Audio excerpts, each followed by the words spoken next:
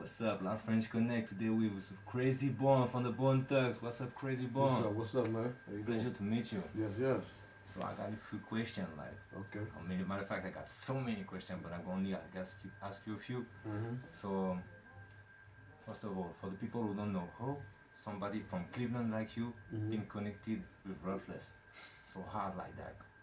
How we, man? Well, I mean, we took one-way bus tickets from Cleveland to California to LA, and we had a mission. We wanted to meet somebody that could help us further our career, and we knew if we went to LA, then we had a good chance of making it happen. So, excuse me.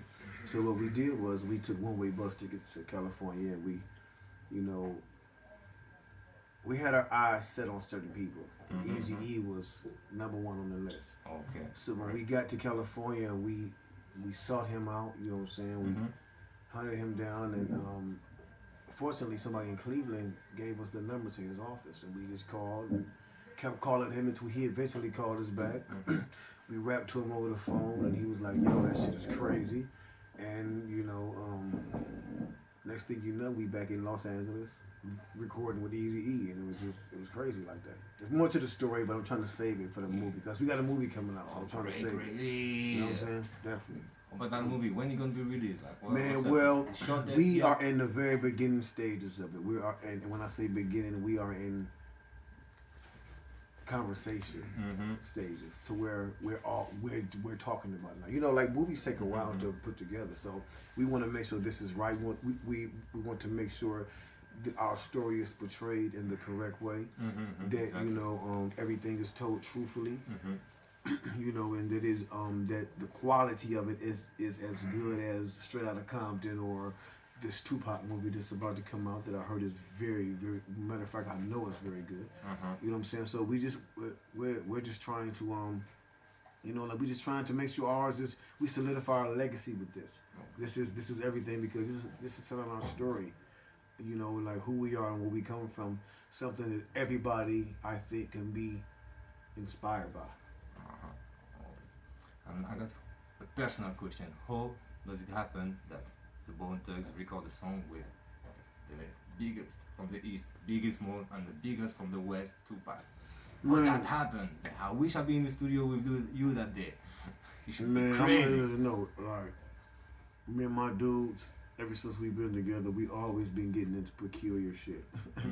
We always found ourselves in some crazy situations, like good or bad. Negative or positive, we always found ourselves in some crazy stuff that, that helped us along the way. So it's like, for us to be able to connect with these dudes, man, and like be the only group to do that and to stay neutral in all this. Because these were some tumultuous times in hip hop, with East Coast and West Coast and Ruthless and Death Row, and it was just crazy. And for us to be able to do a song with the two biggest dudes that were the face of these beats of the East Coast of hip hop, for us to be able to be neutral and do a song with both of these dudes, and everybody loved both songs. It just shocked me when I hear that for the both first time. Songs, both songs are classics. Indeed. And Eazy-E is just classic because he's the godfather of gangster rap. So he's up here, and these two songs is right up under this, like this. Like, so it's like you couldn't ask for a more better story, a more better. When at the end of the day, when you tell your story, you couldn't ask for a more better ending than what we have. Thank you for that, really. Hip-hop thanks you for that. That's something just huge. Yes, definitely. And how does it end up that you be on the Puff Puff Pass #2?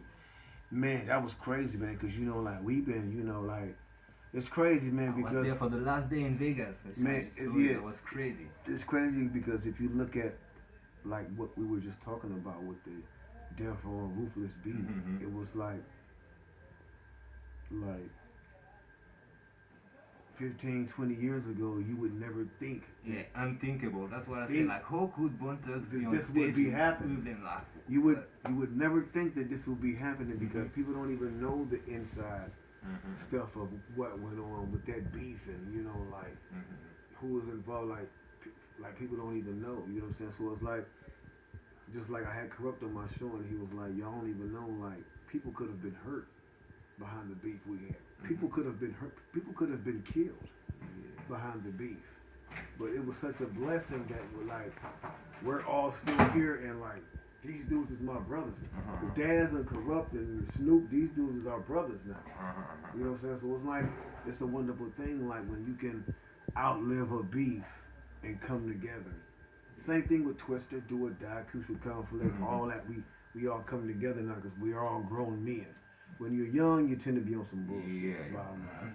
That's everybody. When you're young, you're on that bullshit. Bottom line. When you grow up, you understand that bullshit is not going.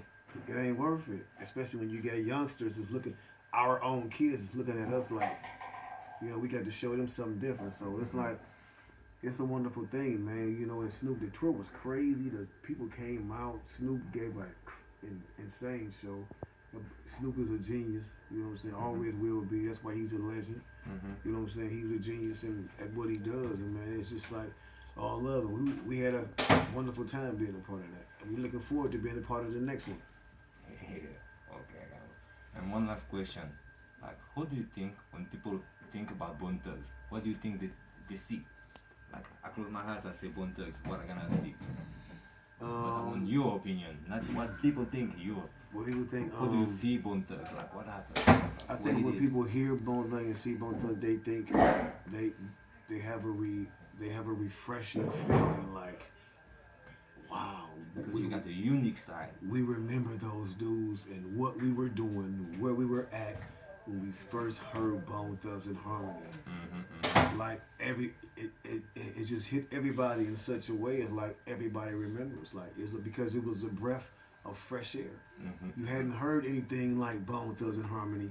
It wasn't a Midwest flow. It wasn't a, you know what I'm saying? It wasn't a Cleveland. It wasn't even a Cleveland style. That was the Bone Thugs. It was Bone Thugs in Harmony. Nobody in Cleveland was rapping like that either. It was a Bone Thugs in Harmony style. And where do it came your style like this? Like, I mean, it came like that? It came from like, man, everything with Bone is just like, it's like DNA. It's like it's just why our history is how it is, because